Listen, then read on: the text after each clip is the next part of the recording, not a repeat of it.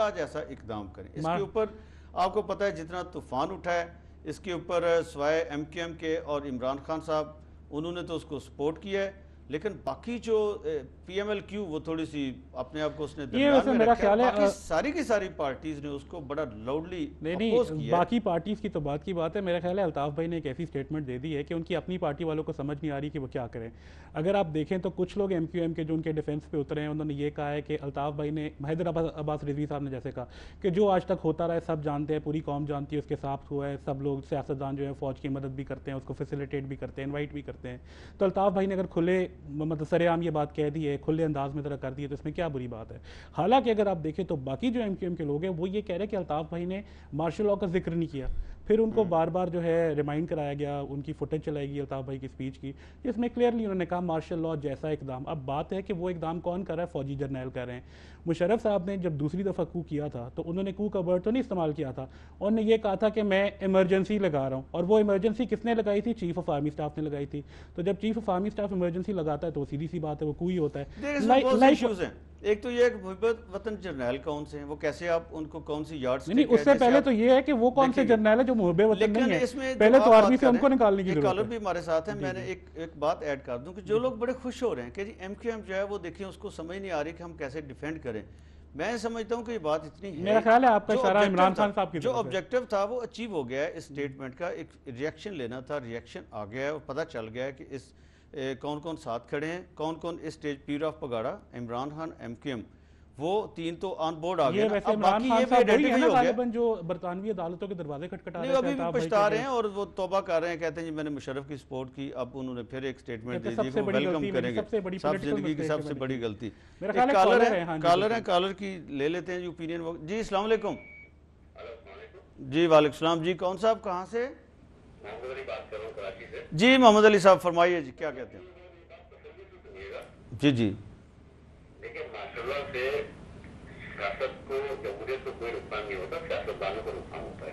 ठीक है, आप इतने टॉक शो पे बैठ के इतनी बातें कर रहे हैं, इतनी बातें कर रहे हैं, ठीक है, कहाँ की बातें कर रहे हैं, ठीक है, ठीक है, जिसको शायद कुछ पता भी नहीं है, कभी वो शायद अपने ड्राइविंग से भी नहीं निकला होगा, ठीक है, बातें कर रहे हैं। प्लीज आप सिर्फ 5 साल का निकालने, दाल, आटा, चीनी, डॉलर के रेट, डीजल के रेट, पेट्रोल के रेट, बिजली के रेट, ठीक है, सब निकाल के आप देखने के जवान तो हो क्या रहा है, इतनी बातें आप लोग बैठ के करते रहते हैं कि माशाल्लाह ये होगा। पता है पिछले 5 साल की डेवलपमेंट हुई थी, 2 साल में क्या हुआ?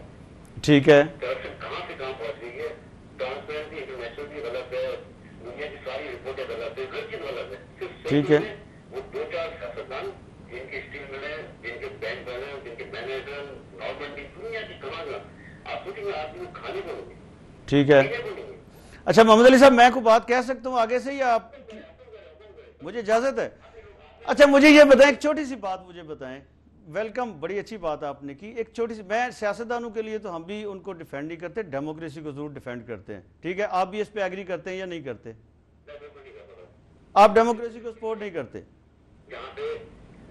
नहीं, आप एक सिंपल देखे ना, आप मोरूसी मोरूसी मोरूसी मोरूसी मोरूसी सियासत की जहां पे बात है, देखिए मोरूसी सियासत, मेरी बात सुन लेना, मोरूसी सियासत की जहाँ पे बात है, दुनिया की जो सबसे डेवलप्ड डेमोक्रेसीज हैं, बरतानिया में भी चर्चिल का बेटा चर्चिल वज़ीर-ए-आज़म बना था, और अमेरिका में भी बुश का बेटा बुश जो है वो प्रेसिडेंट बना था, और क्लिंटन की बीवी ने भी प्रेसिडेंशियल इलेक्शन लड़ा है, वो गो हार गई, जो पार्टी ने उसको रिजेक्ट कर दिया और ओबामा को उसने नॉमिनेट कर दिया।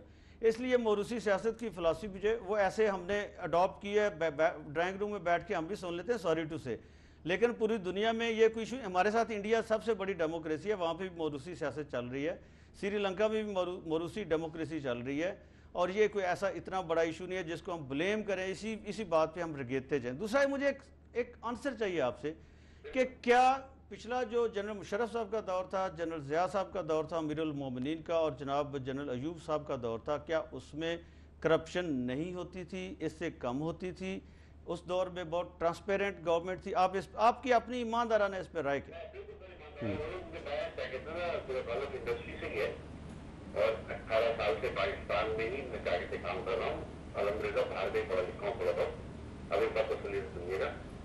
जमहूरी ये सियासतदानों जब ये हुकूमत में आते हैं और जो माशाल्लाह की हुकूमतें होती हैं, दो तो मैं देख चुका हूँ, जवाहरलाल की और मुशर्रफ की। इससे पहले तो मैंने नहीं देखा, सिर्फ सुना हुए कि अजीब का बहुत सबसे अच्छा था, लेकिन वो मैंने बारह नहीं देखा। आप कागज थोड़ा उठा के फिर देखिएगा कि कितनी डेवलपमेंट इन माशाल्लाह के बहुत हुई। मैं करप्शन की बात कर रहा हूँ। आप डेवलपमेंट करो, उसमें से पैसे खाओ। जमहूरी हुकूमतों के दौर में क्या होती है, कुछ भी ना हो और पैसे खाओ। चले ठीक है, thank you very much Mohammad Ali साहब, आपकी हमारी बात का जवाब मिल गया। चले वो करप्शन को दोस्तों भी मानते हैं, कहते हैं कि वो डेवलपमेंट करके करप्शन कहते हैं, ये सारे का सारा हड़प। मेरा ख्याल है इनकी जिस तरह रिवाइज करते शायद ऑडियो में थोड़ी चलिए प्रॉब्लम हम थी। एक ब्रेक ब्रेक के बाद करते ब्रेक हैं। के बाद दोबारा आते हैं इनकी बात के ऊपर तबसरा कर। ये भी एक छोटी सी ब्रेक।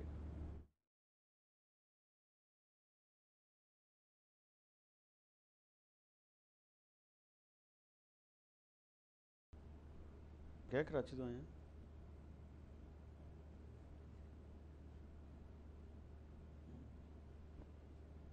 ऐसे बड़ी कैलकुलेटेड सी। एना आर्टिकुलेट एक काम कॉलर नहीं हो सकता।